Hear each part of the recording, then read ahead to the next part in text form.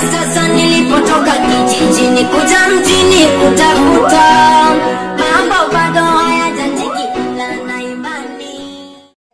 Enane donere ya mwana ya mwana ya kinyeria kerende ya le ageranda anunarile oya ndoyele magalera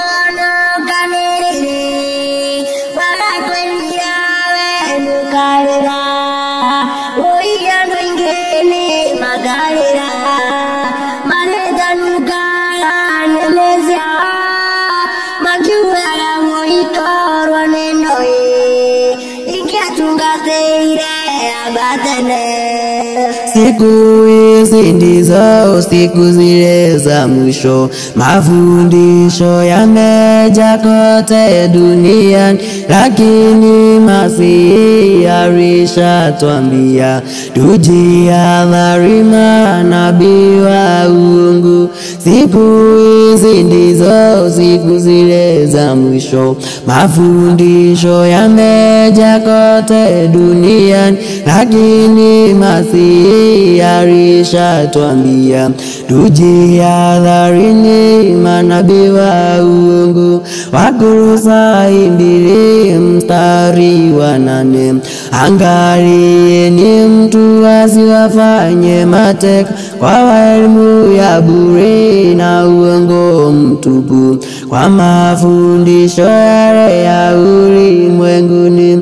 Wakolosai 2 mstari wa 8, angalieni mtu asiwafanye mateka kwa elimu ya bure na uongo mtupu, kwa mafundisho yale ya ulimwenguni.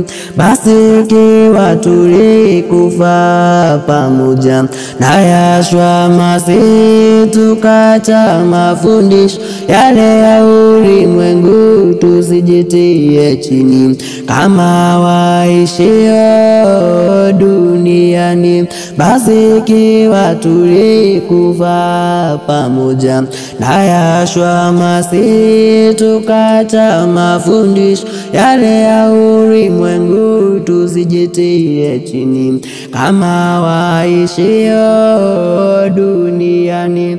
Yohana akasema ndio upendo, tuzifuate amri zake Elohimu, maana wadanganyifu wengi wametokea, wasiokiri Yahshua aje katika mwili.